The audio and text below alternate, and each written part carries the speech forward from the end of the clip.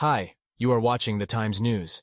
Ukrainian President Volodymyr Zelensky has visited Poland, as his host promised to send more fighter jets to Ukraine.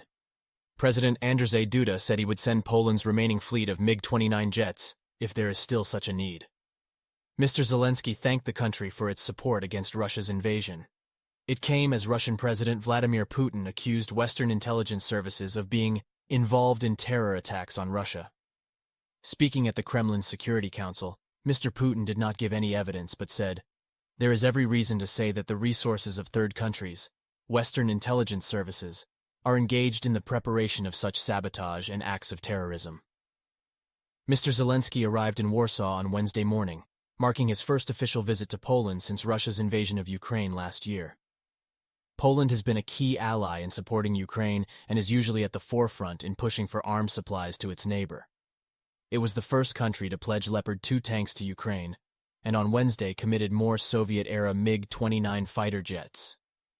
Mr. Duda reiterated the country firmly supported Kiev's bid to join NATO and said he was trying to get additional security guarantees, which will strengthen Ukraine's military potential.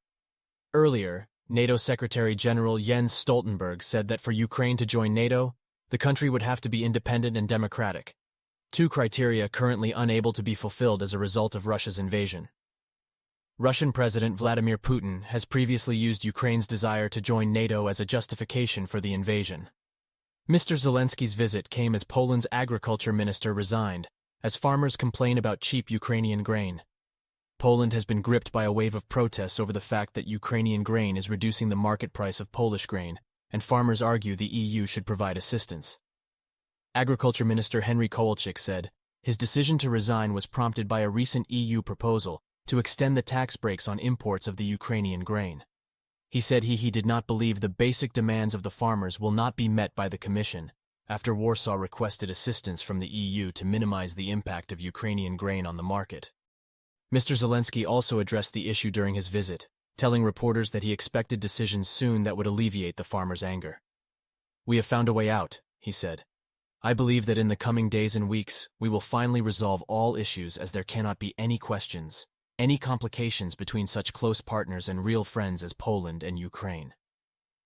While the two leaders met in Warsaw, Mr. Putin took aim at Western security services, accusing them of having helped Kiev stage terror attacks.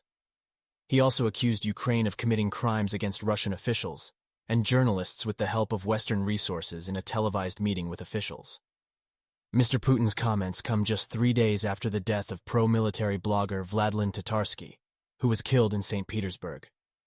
Russia has charged the suspect in the attack with terrorism.